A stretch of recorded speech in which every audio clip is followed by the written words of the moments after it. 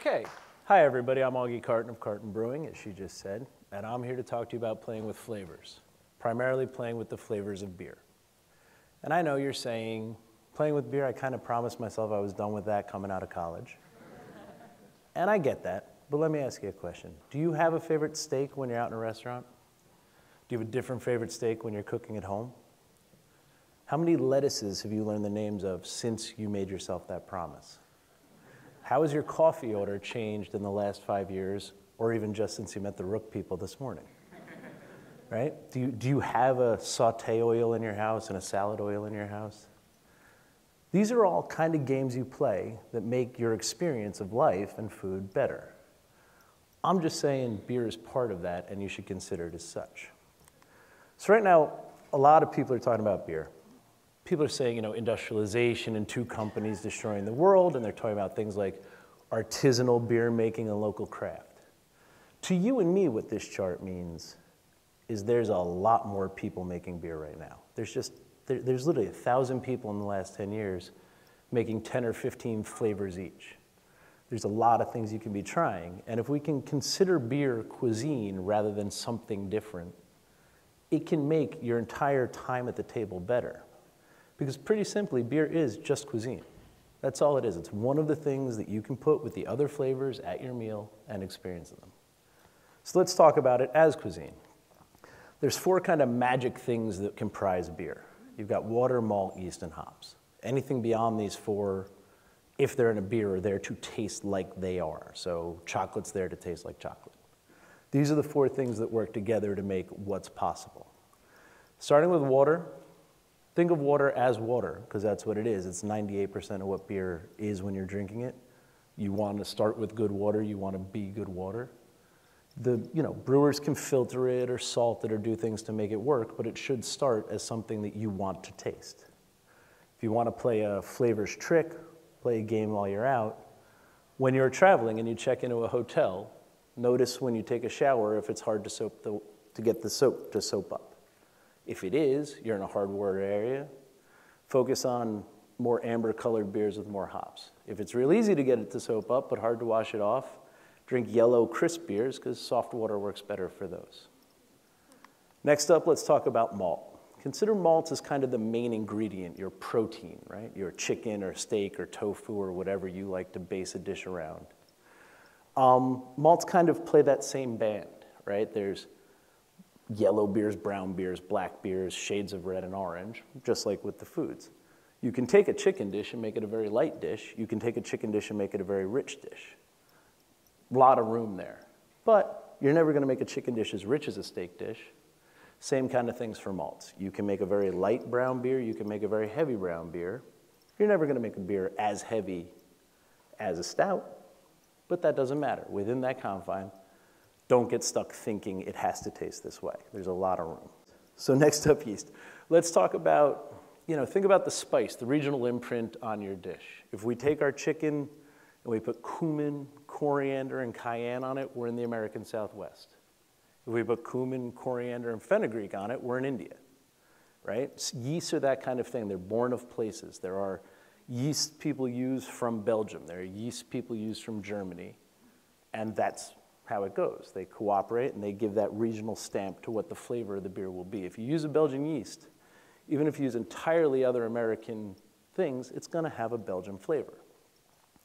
Then the 4th ingredient is hops. Think about hops as herbs, right? If we go back to our chicken, if we stuff a big bunch of parsley into the chicken before we cook it, there's going to be this kind of ubiquitous greenness to the entire experience. If we chop it up and sprinkle it on at the end, you're going to have little pops of chlorophyll and, the flavor of parsley.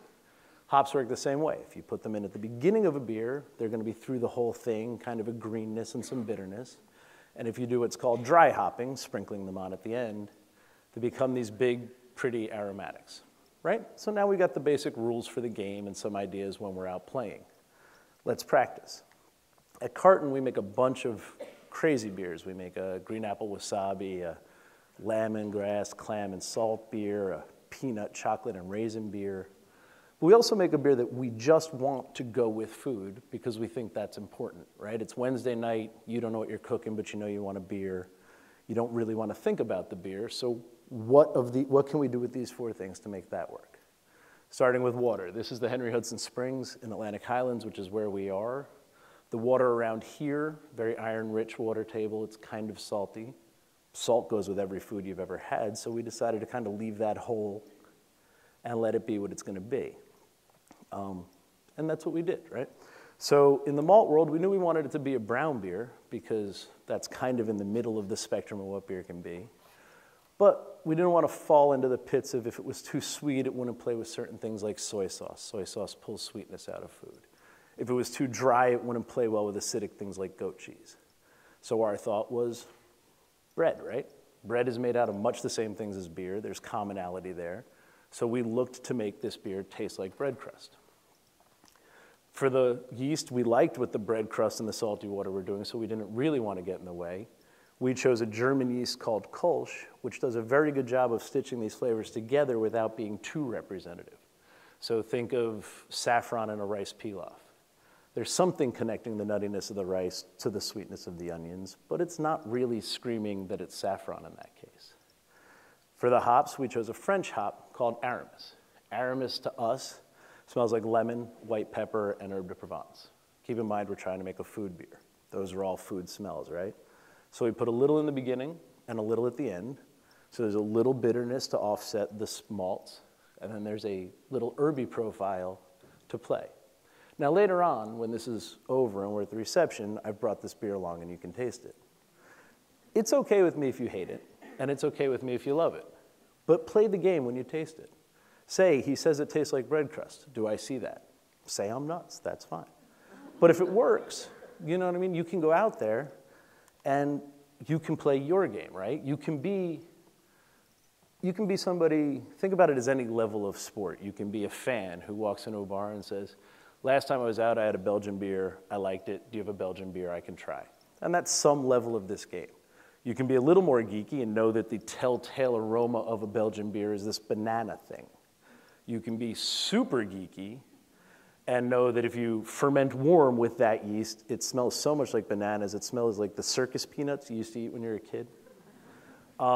That's up to you, right? It's your game. But if you're playing it, I kind of promise your dinners will be more fun. Not every time. Have wine Tuesday and have beer Wednesday, but it's a lot of flavors to this game that should be played with. Anyway, just a game for us to go out and play, right? Now you've practiced, you've got the basic rules, go play it.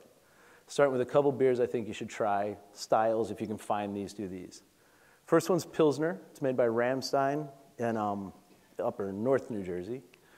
This is the flavor of beer we all think beer tastes like. This is that thing you stole from your dad when you were 6 and figured was just a grown-up drink that you should never come back to. And it's also the one that's been so industrialized that a lot of people have fallen out of love with the whole idea of beer. Well made by a good brewer in your area with our water, it's a really pretty thing. You may love it, you may not, that's up to you. But try it just to see why that flavor has been copied so many times, well and poorly. It's something to know. Next up is kind of the original American craft beer. 35 years ago, a guy named Ken Grossman put together a beer called Sierra Nevada Pale. He made it a little more orange than beers were at the time. And he used a different hop than most people are using, an American hop called Cascade, and it's got this kind of grape fruitiness to it. And he started the game we're all playing as brewers today. Going a little bigger with a little more aroma became the American craft thing. When you taste my beers and everybody else's, you're basically hearing a cover of a song Ken wrote 35 years ago.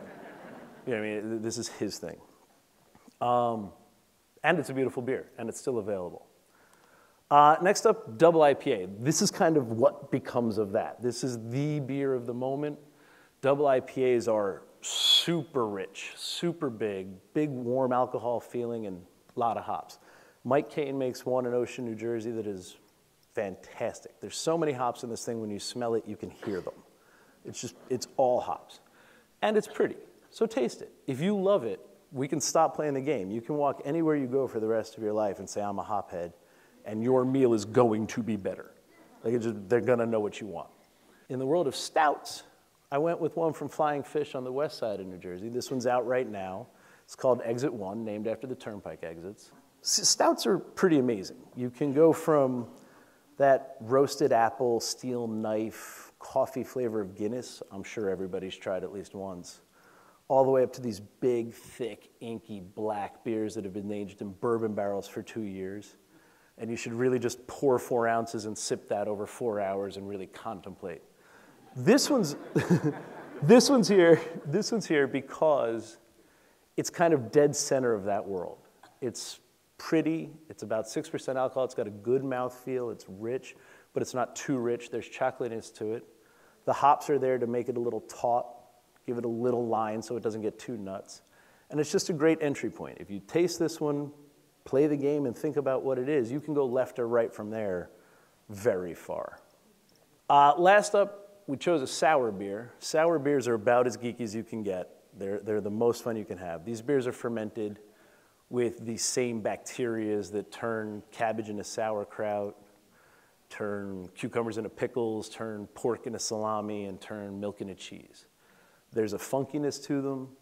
When they're done well, they can be amazing. If you're a person that knows what a poisse is and thinks every cheese should taste that way, sours are your thing. The one from Peekskill is a great kind of entry point. The sourness is just a little bit like, you know, it's lemonade. It's not crazy teeth-raping acidity. And there's a little bit of cheese funk, not sweat socks and Parmesan. But if you like it, you're headed that way. If you like sour beers, there's a world out there, and you can go deep and funky and down a dark road. If you hate it, again, that's the game. Put it on the side and just move on and try these other ones. And that's kind of what I'm saying. Like I said, there's 1,000 new brewers in the last 10 years. There's 3,000. Everybody's making flavors. And when you're playing your game, you're going to have a lot more fun if you're not excluding beer from that experience. Anyway, get out there and play. Thank you. Cheers.